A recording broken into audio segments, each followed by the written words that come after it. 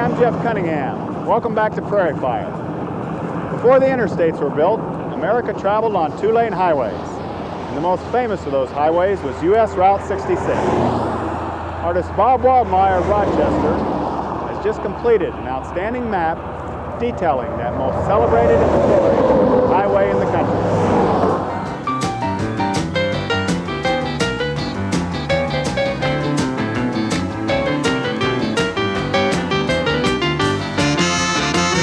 St. Louis, Joplin, Missouri, and Oklahoma City looks mighty pretty. You see Amarillo, Albuquerque, and Gallup, New Mexico, Flagstaff, Arizona, don't forget Winona, Kingman, Barstow, San Bernardino. Won't you get a hip to this kind of tip and go take that California trip? Better get your kicks on Route 66.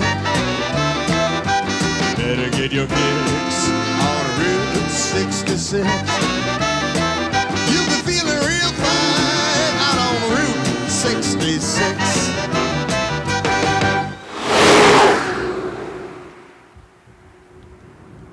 Most travelers in this country are addicted to the interstates. They're into speed and getting there quick and getting done and getting back on the interstate rather than making the getting there a big part of the experience like it used to be. It was a more personal thing. You met people along the road and interacted with them. Just feeling the bump, a bump, a bump, a bump of the seams in these poured cement slabs, and going slower, being closer to the land and to nature where the plants are growing right there by your window. It's a very therapeutic experience for me. That's why I started taking frontage roads a long time ago, before I got the idea of making a map of 66. Bob Waldmire of Rochester has been traveling life in the slow lane since 1969. He began as an itinerant artist by traveling to university towns and selling posters with a bird's-eye view of campus to college students. His latest work of art is an epic 16-page map of old U.S. Route 66, an incredibly detailed visual encyclopedia containing the history, ecology, and romance of the famous highway once called the Main Street of America.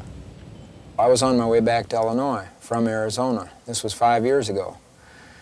And I was discouraged when I came to a dead-end stretch, and I had to get back on the interstate. And that made me more determined to get off at the earliest opportunity and to start avoiding the interstate and taking it only when I had to.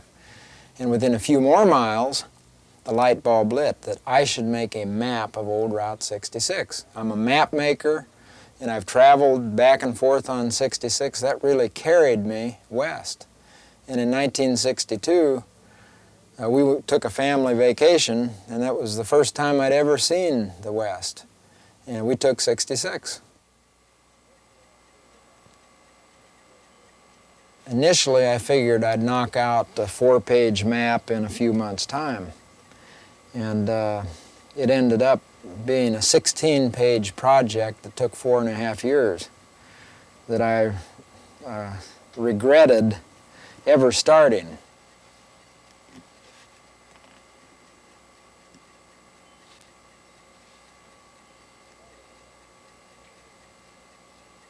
When I started it, I was a young middle-aged man, and when I finished it, I was an old middle-aged man. It aged me.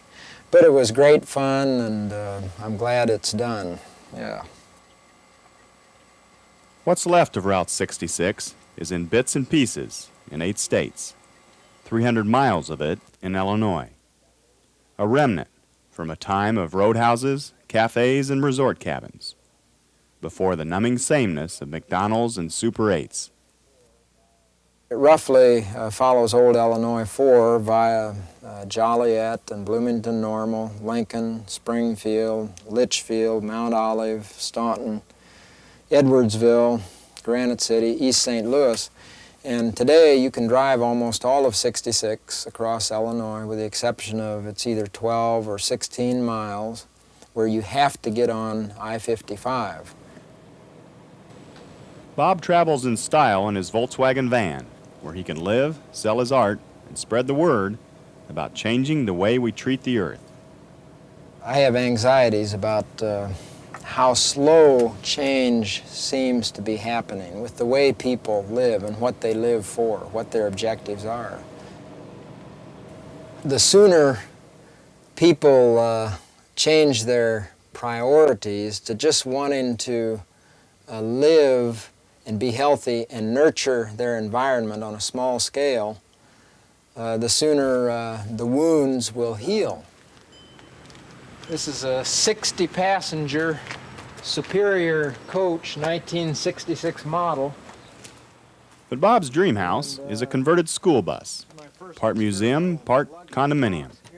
His master plan is to move the bus to a piece of land near Hackberry, Arizona, give up life on the road, and work toward living lightly on his Mother Earth.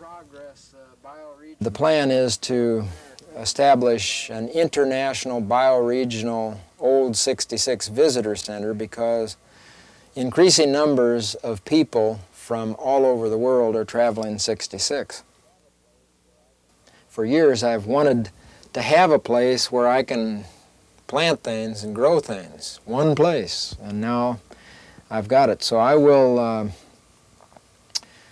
I'll make my stand there.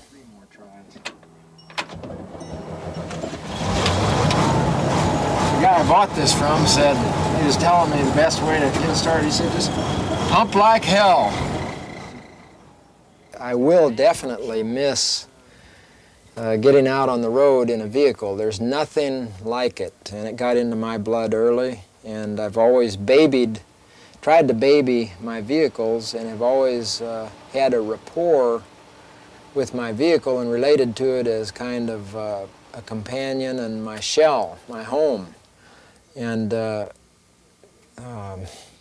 you get intimately attached to a vehicle if you have it long enough, and it's a joy just to be in it. You don't have to be traveling, but to turn a key and to fire up an engine when you're in one spot and to engage the gear and start to move, there's nothing like it. And yeah, I'll miss that, but I'll sacrifice it on behalf of the planet. Better get your kicks on Route 66. You'll be feeling real fine out on Route 66.